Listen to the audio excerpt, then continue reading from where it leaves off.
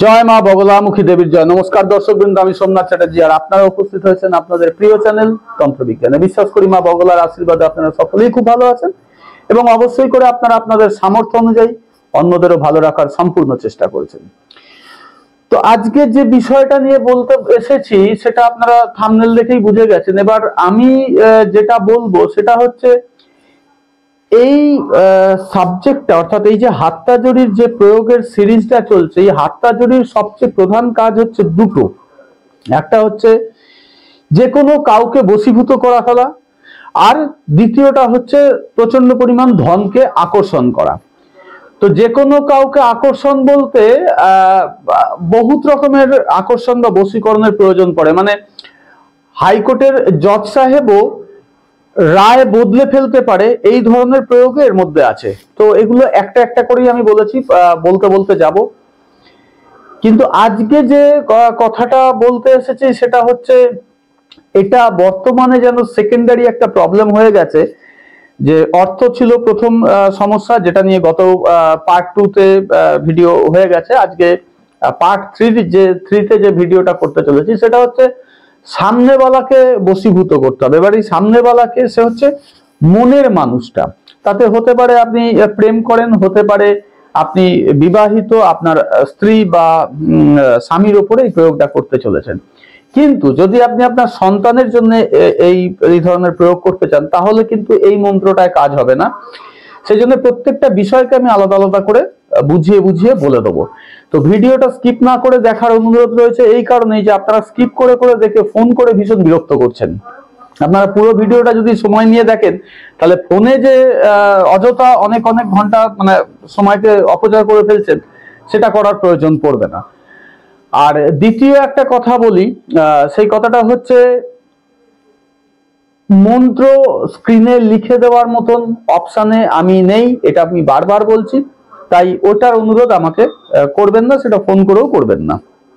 আমি এটা পারবো না, আপনাদেরকেও একটু খাটতে হবে। আমি আপনাদের জন্য খাটলে আপনাদেরকেও নিজের জন্য একটু খাটতে হবে। তো আজকের এই ভিডিওতে আমি প্রথম যেটা বলবো সেটা হচ্ছে কি করতে হবে, কি কি দ্রব্য লাগবে। দ্বিতীয় যেটা বলবো কিভাবে করতে হবে। আর তৃতীয় যেটা বলবো সেটা হচ্ছে কাজ শেষ হয়ে যাবার পরে এর প্রয়োগ কি কি আছে। এর মহা তিনখানা প্রয়োগ আছে, তো সেইগুলোকে নিয়ে লাস্টে আলোচনা করব। আর অবশ্যই করে বলবো যে যার প্রয়োজন আছে ভিডিওটা তাকে শেয়ার করুন, অযথা একে ওকে শেয়ার করে বেকার লোককে বিরক্ত করবেন না। তার বেশি কথা না বাড়ি আমি প্রথম বিষয়টায় চলে যাই যে এটা করতে গেলে আপনাদের কি কি করতে লাগবে, মানে কি কি দ্রব্যের প্রয়োজন হবে। হাততাজড়ি আপনার কাছে আছে, তাকে রাখা সম্পূর্ণরূপে আছে, যেটা ফার্স্ট পার্টে বলেছিলাম, পার্ট 1-এ। সেকেন্ড হচ্ছে তাকে কিভাবে পুজো করতে হয় সেই সম্পর্কিত সমস্ত বলা হয়ে গেছে। তাহলে আমি ধরে নিচ্ছি আপনাদের কাছে হাততাজড়ি আছে এবং তার সাথে আপনার গুরুর যে চিত্র থাকার কথা বলা হয়েছে সেগুলো সব অ্যাজ ইট ইজ আছে। আমি ওই প্রসঙ্গগুলো তার ফার্দার রিপিট করে সময় অপচয় করব না। যদি কেউ না দেখেছেন তাহলে ফার্স্ট পার্ট দেখে নিন, ফার্স্ট পার্ট দেখার পরে এসে এই পার্টটা দেখুন, তাহলে আপনাদের কনসেপ্টটা ক্লিয়ার হয়ে যাবে। আমি এখন এই পার্টের কথাটাই বলবো। তো এখানে আপনাদের লাগবে যে কোনো একটা শুভ তীক্ষ্ণ দিন, যেমন গুরু পুষ্যা, রবি পুষ্যা, অথবা হোলাস্টক, হোলি, দেওয়ালি, নবরাত্রি, এরকম কোন একটা দিন লাগবে। যদি এরকম কোনো দিন আপনার হাতের কাছে না থাকে, আপনার তাড়া থাকে, তাহলে আপনি যে কোনো শনিবার দিনকে থেকে শুরু করতে পারেন। কিন্তু শর্ত হচ্ছে কি রাত্রেই করতে হবে, রাত 10টার পরেই করতে হবে, তার আগেও করবেন না। আর সকালের দিকে তো বিন্দুমাত্র চেষ্টা করবেন না, কোনো কাজ হবে না। একে রাত 10টার পরেই শুরু করবেন। এক্ষেত্রে আপনাদের দুটো জিনিস ভাইটাল প্রয়োজন হবে। সেটা হচ্ছে একটা লাল বস্ত্র, যেটা লাল কাপড় আপনি একটা পরবেন, লাল কাপড় একটা গায়ে চাপা নেবেন এবং মাথায় একটা লাল পেট্টি বাঁধতে হবে। অবশ্যই লাল তিলকেরও এখানে প্রসঙ্গ থেকে যাচ্ছে। আর দ্বিতীয় যে জিনিসটা লাগবে সেটা হচ্ছে লাল রঙের একটা মুগার মালা লাগবে। মুগার মালা ছাড়া কিন্তু এই জবটা হবে না। এক্ষেত্রেও ভোগ পার্ট 1-এ যা বলা ছিল এক্ষেত্রেও সব সেম থাকবে। তো এবার আপনাদেরকে একটা এরকম শুভ দিন বা শনিবার দিনকে স্নান ধান করে রাত 10টার পরে লাল বস্ত্র পরিধান করে ঘিয়ের একটা প্রদীপ জ্বালতে হবে, ধূপ জ্বালতে হবে এবং যে ভোগ আপনি হাততাজড়িকে দিয়েছিলেন পার্ট 1-এ সেই ভোগই আপনাকে দিতে হবে। দেওয়ার পরে আপনাকে এর পূর্ণ পুজো পদ্ধতির মধ্যে প্রবেশ করতে হবে। তো প্রথমেই আপনাকে জলশুদ্ধি মানে আচমন করতে হবে, জলশুদ্ধি করতে হবে, আসন কিলন করতে হবে, সংকল্প করতে হবে। সংকল্পে বলা থাকবে যে ব্যক্তির নামে আপনি এই মন্ত্রটাকে জপতে চলেছেন সেই ব্যক্তি যেন পূর্ণরূপে আপনার প্রতি বশীভূত হয়ে যায়, সেই কল্পে আপনি লাগাতার 7 দিন যাবৎ প্রত্যহ 21 মালা এই মন্ত্রকে জপ করবেন। 21 মালা মানে 108 × 21। সুতরাং 21 খানা যে হিসাব রাখতে হবে, তার জন্য আপনি 21টা দেশলাই কাঠি বা 21টা ছোলার দানা এরকম রাখতে পারেন, যেটা এপাশ থেকে এপাশে সরিয়ে আপনাকে কাউন্টটা ঠিক ঠিক রাখতে হবে।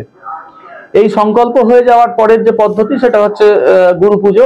তো আপনার যিনি গুরু আছেন, যার কাছ থেকে আপনি দীক্ষা লাভ করেছেন, তার একটা পঞ্চোপচারে পুজো করে নেবেন এবং তার মন্ত্র মানে তার সেই গুরু মন্ত্র আপনি ওই মুগার মালাতে 1 মালা জপ করবেন। আর এই মুগার মালাটা কিন্তু অবশ্যই করে প্রাণ প্রতিষ্ঠিত এবং মন্ত্র সিদ্ধ হতে হবে, আদারওয়াইজ কোনো কাজ হবে না।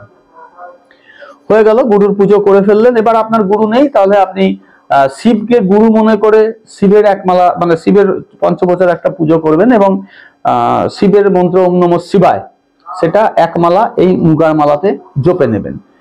এই পর্যন্ত কাজ শেষ হওয়ার পরে আপনার হাত্তাচড়ির পুজো হবে এবং ওই মুগার মালারও পুজো হবে। মুগার মালার পুজো হয়ে যাবে পুজোর পঞ্চপ্রচারে। পুজোর পরে আপনাকে হাত্তাচড়ির পুজো করতে হবে পঞ্চপ্রচারে।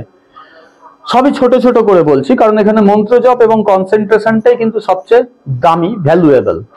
এবার যখন আপনার এই সমস্ত প্রক্রিয়া কমপ্লিট হয়ে গেল, হওয়ার পরে আপনাকে এবার ঝপাঝপ মন্ত্র জপে চলে যেতে হবে।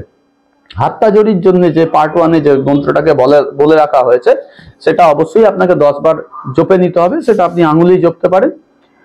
আর তারপরে আপনাকে করতে হবে ওই যে লিঙ্ক মন্ত্রটা, যেটা আমি মানে লাগাতার কিছু ভিডিও ধরে বলে আসছি, সেটাকে এই মুগার মালাকে ধরে 21 বার আপনার নাম সহযোগে বলতে হবে। তো মন্ত্রটা আমি আরেকবার রিপিট করছি, খুব আস্তে আস্তেই বলবো, আপনারা ভিডিওটা পজ করে করে মন্ত্রটাকে লিখে নিন। মন্ত্রটা হচ্ছে গুরু সট গুরু হই বীর, গুরু সাহাব সুম্র बड़ी वंत, सिंही टोरो बन कहो मन्नाव करतार, सकल गुरु को हर भजई घट्टा पकर, उठ जाग চেত সম্ভার শ্রী পরমহংস বলে নিজের নাম এটা 21 বার বলে নেবেন। তারপরে আপনাকে মূল মন্ত্রে চলে যেতে হবে। তো মূল মন্ত্রটা কি? ওম হাম গম জুম স অমুক মে বস্য বস্য স্বাহা।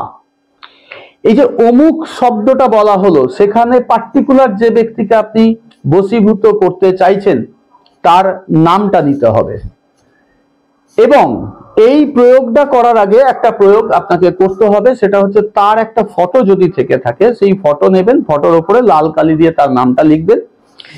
আর ওই যে হাত্তাজড়ির যে বেসটা আছে, যে রূপোর বাটির মধ্যে হাত্তাজড়িটা রাখা আছে, ফটোটাকে প্রথমে একটা প্লেট নেবেন, সেই প্লেটের উপরে ওই ফটোটাকে রাখবেন, রেখে তার উপরে হাত্তাজড়ির বাটিটাকে বসিয়ে রেখে দেবেন যতদিন আপনার জপ চলবে। এই জপ চলাকালীন কিন্তু কোনো প্রয়োগ করা যাবে না, হবেও না।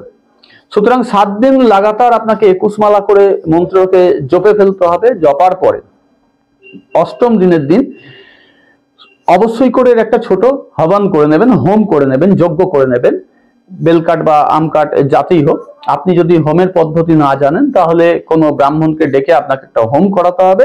ব্রাহ্মণ হোমাগ্নি জ্বালবে, কিন্তু আপনি এই মন্ত্র ওম হাম গম জুম স অমুক মে বস্য বস্য স্বাহা হোমার দিয়ে 1008 বার এই মন্ত্রের আহুতি দিতে হবে।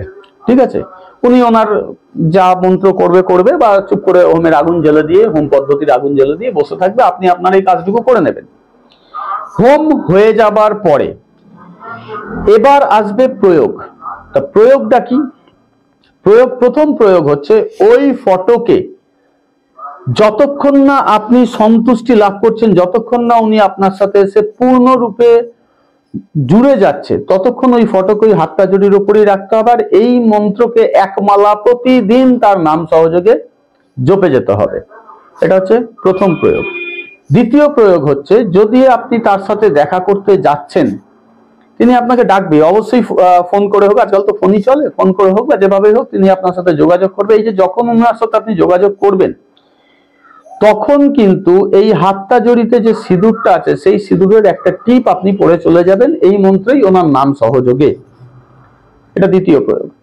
তৃতীয় প্রয়োগ হচ্ছে আপনি যে কোনো খাদ্যদ্রব্যকে এই হাতটা জড়ির ওপরে লাগাতার ওই 7 দিন ধরে রেখে জপে যাবেন। হোম শেষ হওয়ার পরে ওই খাদ্যবস্তুকে যদি ওনাকে কোনোভাবে খাইয়ে দিতে পারেন তাহলে উনি অবশ্যই আপনার কেনা গোলামের মতন ব্যবহার করতে থাকবেন। এর চতুর্থ একটা প্রয়োগ আছে এবং সেটাই লাস্ট প্রয়োগ, তারপর আর কোনো প্রয়োগ নেই। সেই চতুর্থ প্রয়োগটা কি? এই হাতটা জড়িটাকে ফার্স্টে আপনাকে তুলতে হবে। তোলার পরে একে মানে কোনো একটা জলের পাত্র নেবেন, তার মধ্যে চুবিয়ে রেখে 108 বার এই মন্ত্রকে জপ করতে হবে। জপ করার পরে ওই জলের মধ্যে 3টে ফু মারবেন। মারার পরে হাতটা জড়িকে তুলে ভালো করে পুছে নেবেন, একদম ড্রাই করবেন, করে ওকে যথাস্থানে আবার ফেরত করবেন।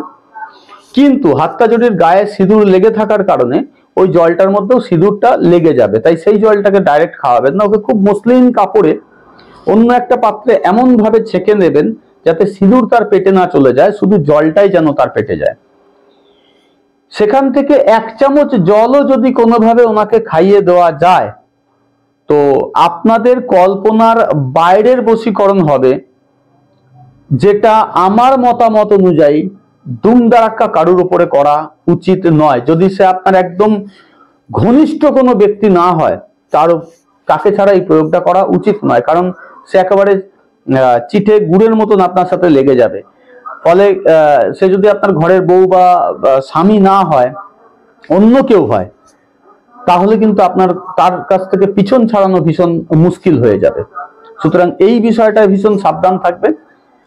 আর থাম্বনেইলে লেখা ছিল এটা ভীষণ ব্যয় সাপেক্ষ একটা পদ্ধতি। তো এটা কেন ব্যয় সাপেক্ষ পদ্ধতি, যারা পার্ট 1 দেখে নিয়েছেন তারা বুঝবেন যে এটা কেন ব্যয় সাপেক্ষ পদ্ধতি।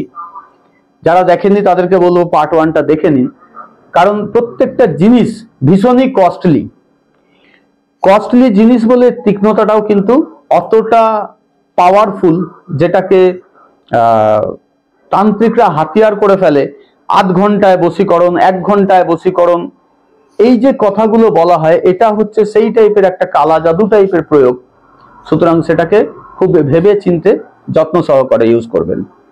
আজকে এই বিষয়ে আর বাড়তি কোনো কথা বলবো না, শুধু বলবো যে আগামীকাল আবার আপনাদের চাহিদা পূরণের জন্য এরকম ধরনেরই কোনো একটা ভালো ভিডিও আমি নিয়ে আসবো এবং এই সিরিজটাকে কন্টিনিউ আমি করব। ততক্ষণের জন্য আমাকে বিদায় দিন। নমস্কার।